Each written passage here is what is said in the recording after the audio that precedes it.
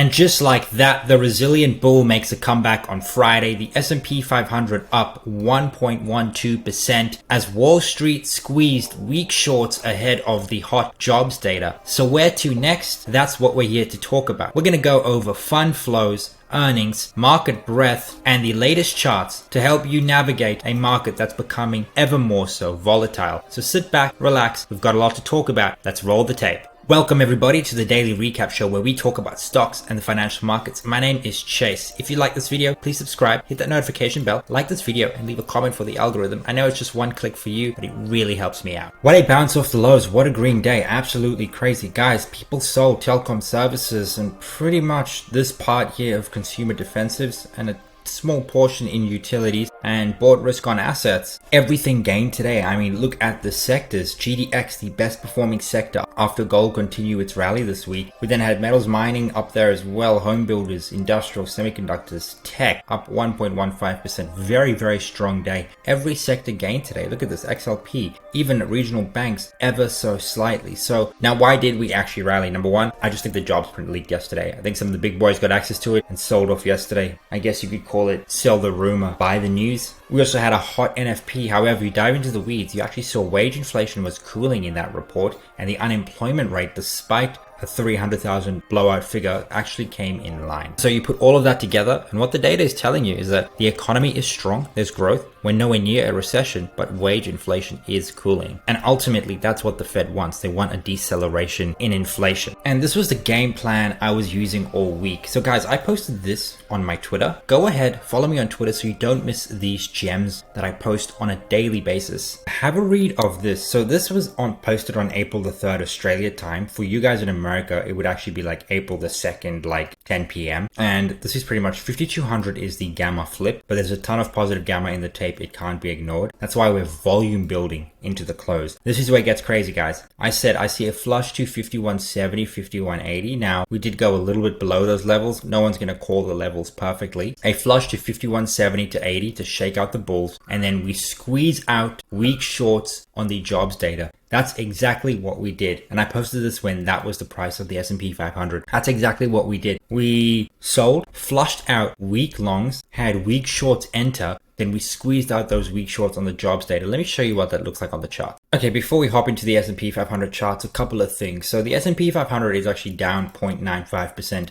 for the week, but we actually saw an up day, up 1.1% today. The Nasdaq up 1.28. We saw the RSP gain, and it was most of it was just led by, it seems, the bigger names, considering the fact that the NDX gained so much. The RSP was actually down 0.6%, and we actually saw mid caps gain ever so slightly more. High beta gained as well, but not quite as much as large cap. So it was really just a large cap rally today that really led the way. We actually did see yields rise, and I think that's why high beta didn't quite get the rally it deserved. Bonds pushed down. We actually saw gold up 1.77%. And I do think that gold is going to be a continued driver of flows. Look at this monthly chart on gold. Look at the weekly chart. Absolutely stunning. This is literally a technical breakout that's occurring from gold right here. I mean, you do basic technical analysis. You look at something like that, okay? You can say, okay, that was a previous all-time high. We broke above, use our support, broken out. Gold is breaking out, and I do think it's going higher. Sure, we can pull back, but I think it's going to be very short-lived. Bitcoin, very, very simple what you want to do. This right here, go, take it, use our support, continue higher, break that high. If they can't break this level right here, probably look for shorts to the downside. But either way, Bitcoin is sort of in this wedged triangle forming right here that is going to play out either way. I'd love to see which way it goes. Now, let's actually hop on the S&P 500. Now, guys, we're going to look at the monthly chart. Now, after all the fuss today, we were down 0.95% for the week. All the fuss and all the fear, that's what the monthly chart looks like. Does this monthly chart look like there's anything wrong with it? No, it doesn't. We're still in this massive uptrend. And again, listen, I will start getting worried on a monthly chart basis when we break that level right there. When we break 55.63, that's when I'm going to start getting like, okay, we need to start worrying. But until that breaks, we can pull back to this level on a monthly chart, still be well within this uptrend we formed right here, okay? Now going on a weekly chart, looking at the weekly chart, what do we see? Well, we see a couple of things. Number one, we did break last week's low right there, but we didn't break the low before that, and we actually didn't break these weak lows right here where we had quite a bit of volatility here at the start of March to kick things off. Now, zooming out, okay, I've said to you guys for a while now that this is the line in the sand on a weekly chart basis that I really want to see the bears go ahead and take, okay? We pull here, we find support right here.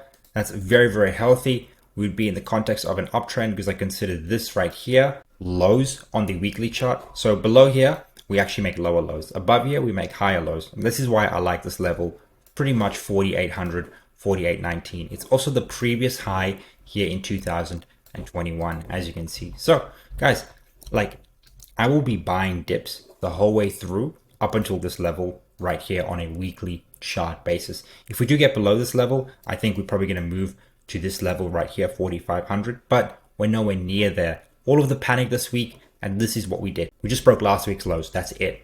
Okay. We actually put in a higher low compared to the week 2 weeks ago. And these lower and these weak lows right here, these weak candles, these volatile candles, these indecision candles, we're nowhere near them. We're still a while away from them. So we actually have our two levels right here. I'm going to mark this in a different color in green. Okay. Now on a daily chart basis for next week, the key level I'm looking at is 50.90. I think this is a very critical level I'm looking at right now. I think we get below it and we can definitely see some sell side, especially to this weekly support level right here. But we will find a lot of support if bulls do come down to this level. Now, what we did see today was a gap up and move up, retracing not all of yesterday's sell-off, but we actually did go ahead and take the open of Wednesday, which is very constructive, but a lot is still left to be desired. Now, looking at the game plan for next week, right now, the bears and the bulls have their work cut out for them. What the bulls need to do is use Friday's strength, use today's strength, push immediately on Monday, and go ahead, take these levels right here, take these levels right there. That's what they have to go do. Okay, so push, go ahead and take the key levels, even make an all-time high, a closing high, or intraday high. The bears need to push very early on in the week. Go ahead, push to these levels right here. I know it's a big ask. It's nearly a 1% move from here to here, but the bears need to push down, take these levels and potentially get a close Monday or Tuesday below Thursday's low. If they can do that, that opens up 50.90 for the bears to push later on in the week, especially into CPI. But if the bulls get the advantage early, I do think CPI is actually going to come in a little cool next week, purely because of base effects. That's just my opinion, but I'm going to have a full articulated opinion on that in the weekend video. So go ahead, subscribe, because my opinion on CPI might change.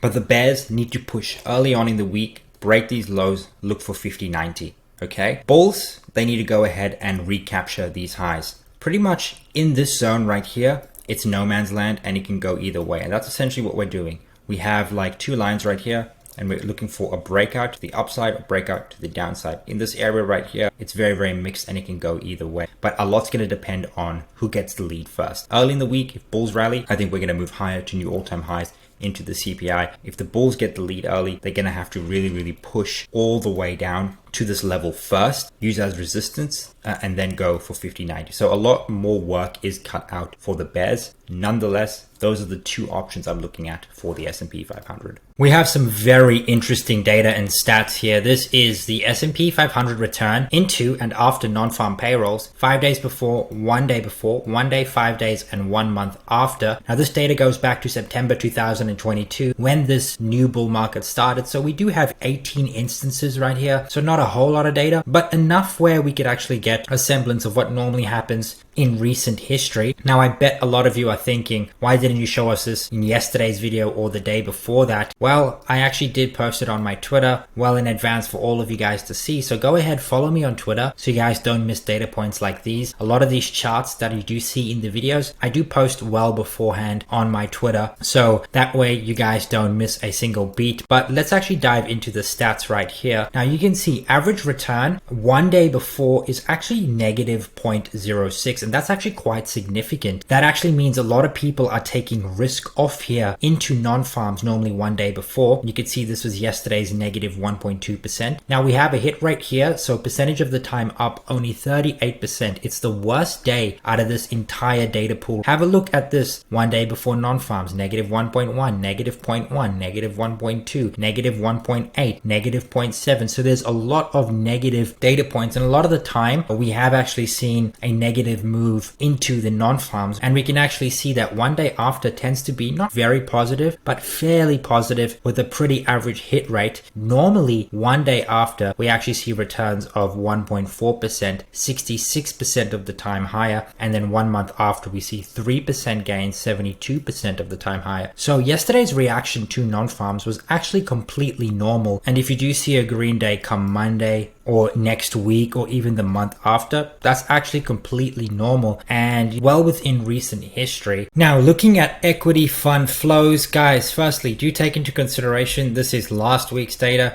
We normally get this data on a Wednesday or Thursday for the week before. That being said, this is the most recent data that we do get from BOFA. Last week we saw $9.24 billion worth of inflows into equities. This is following 4 weeks of massive inflows into equities, where only in the second last week of March, that post OPEX period, we saw outflows. So market participants are still buying, at least they were last week. Do take into consideration we did have a bit of turbulence early last week, and fund flow still saw $9 billion worth of net inflows into equities. In light of that, what were BOFA's private clients buying? Firstly, they were buying Japan, high yield bonds, MLPs, which is pretty much energy and real estate, but it could span a whole bunch of stuff, but mostly energy, and then value names. They're also buying growth, discretionary tech, industrials. So we're sort of seeing here, this is like growth at a reasonable price, and this is just like growth in general. And they were selling stuff like utilities, low vol, energy, tips, and staples. So selling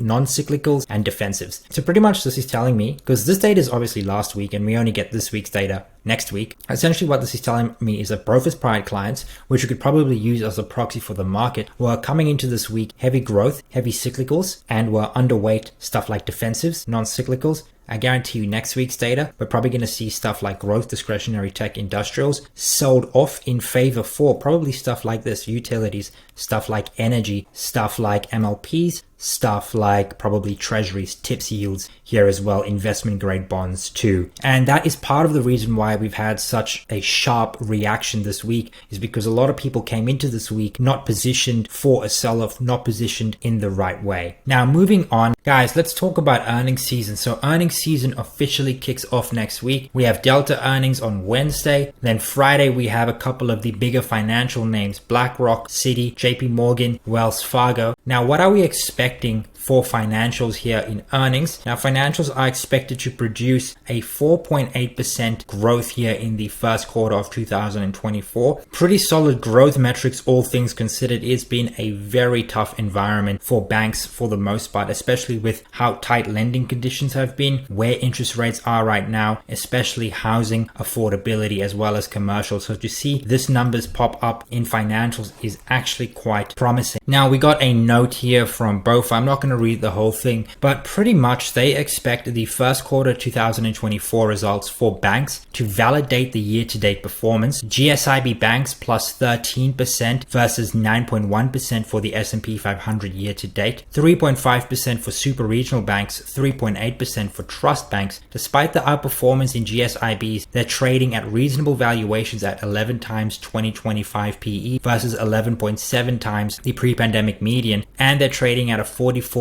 discount to the S&P 500. So if banks can come out and hit that expectation of 4.8% growth for Q1 2024, maybe even beat that number, let's see, say a 5% return, and a lot's going to be dependent on next week Friday, because JP Morgan, Wells Fargo, BlackRock, they're the big punches, they're the heavyweights. A lot's going to depend on them. They can come out and beat. We should actually see continued outperformance here in financials for the rest of 2024 and 2025, especially considering valuation. fluctuations. Now, something that's been circulating the news lately is geopolitics. It was part of the reason why we sold yesterday. Stuff to do with Iran, stuff to do with Israel, stuff to do with Ukraine, NATO, that sort of stuff. I don't want to dive into the details or the politics, but what I can provide you guys with is the stats right here. Now, this is S&P 500 market performance during times of conflict. Normally what happens 1 month, 3 months, 6 months, 12 months later. And you can actually see here that when we've had these very serious times of conflict, right, we've actually 1 month later, we've actually been very, very negative, down 3.4%, 2.8%, negative 7% right here. But you can actually see that the average return is 1.45%. But on an individual basis, it can actually be pretty negative here 1 month later. But then normally what we do see is that 3 months later, 6 months later, and 12 months later, the market tends to brush it off and look to the other side. Particularly 12 months later, you could see very, very outsized returns. Average return here, 7.21%. Median return 8.9%, higher 69% of the time, right? You can actually see here September 11, 2001, right? So in 2001, highlighted in blue, 12 months later, we had negative 18.4%. This right here, this blue indicates a time of a recession. The same is true right here in 1973 when we had this red 12 months, and in the same here in 56. And I actually did do the math. If you remove these recessionary periods, you actually have a return of 14% for the full 12 months. So short-term pain, long-term gain, and this should be looked as a dip buying opportunity if we do get further escalation in the geopolitical front. Now looking at the gamma tape, guys, look how much negative gamma has come into the chart. This to me looks like panic. A lot of people just buying downside protection. That's manifested itself in a lot of negative gamma. We are well below the gamma flip zone, and until we get above this gamma flip zone, you just want to sit out, wait through the volatility. There's going to be a lot of volatility to the upside and to the downside. The second we get above the 5200 gamma flip zone, we can then look to going back to standard old procedure of buying dips, selling rips. But until then, we're in negative gamma. You want to sell into weakness, buy into strength, and day traders love this. Day traders absolutely love negative gamma environments because it gives them a lot of volatility to go long, both long and short in any of their stocks and indices. And normally what I do in a negative gamma is in my ETF portfolio, I'll normally add at every 100 increment. The more we go down, then I have a watch list of stocks. And when certain stocks that I want to buy get to my fair value or below my fair value, I'll normally add to those positions or just enter a big position as a result. At the same time, I also am kind of hedged for this environment. I've been buying energy stocks since mid-January, early January, even as early as December, and that has been really good for my portfolio this week as well. All in all, guys, we are in negative gamma, so do expect a lot of volatility in the next week, at least until we're above this gamma flip zone. Guys, I want to talk about market breadth because after the trade we've seen in the last couple of days, market breadth has pulled back quite a bit. We've seen very, very strong breadth metrics throughout this rally, throughout 2024, but we are starting to see that fade. We could see a S&P 500 new highs, 10-day highs, 20-day highs, 63-day highs, not a lot of stocks reaching highs at these levels, and that means that yesterday's pullback saw a vast pullback in stocks at their 3-month highs, 20-day highs, and 10-day highs. At the same time, we look at stocks making 10-day lows, 20-day lows, 3-month lows. We could see that a lot of stocks are making 10-day lows. So we're starting to see breadth pull back in a very significant way. It does start off with these short-term breadth metrics. What the bears need to do now is have some follow through more into 20 days and then more into 3-month lows. If bears really want to take this lower, they need to go start taking these averages right here and then look to these longer term averages. But all in all, since these longer term and mid-term averages haven't been violated, I would say the bulls are still in a very, very good place. And until we really start seeing this right here being violated, you know, maybe this number get closer to 20%, 30%, 40%, that's when we could really say, hey, we could be in a sustained downtrend for longer periods of time. But as it is right now, this does look like an orderly pullback, but we are starting to see breadth moving down.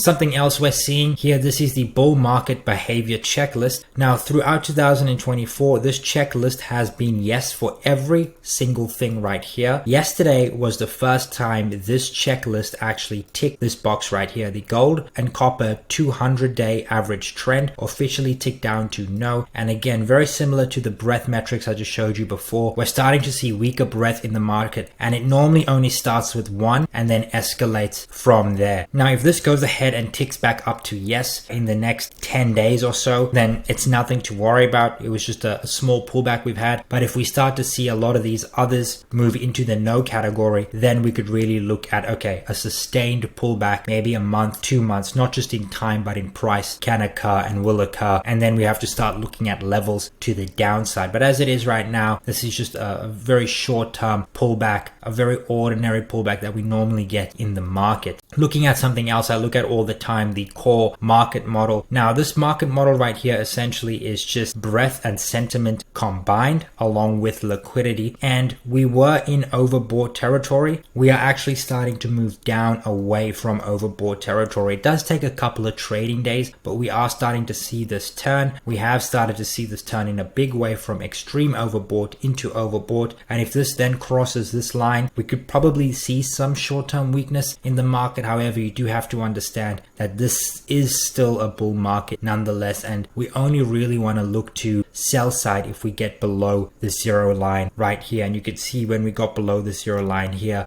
in June, July last year, we actually did go on quite the sell-off. It was about a 12, 13, 14% sell-off over 3 months here. So everything I'm looking at right now, we're still in a bull market. Breadth is still strong, but we're starting to see weakness creep in, and that's what we got to look out for. If you've made it up until here, thank you so much for watching. If you like this video, please subscribe, hit that notification bell. Guys, like this video and leave a comment for the algo. Cheers.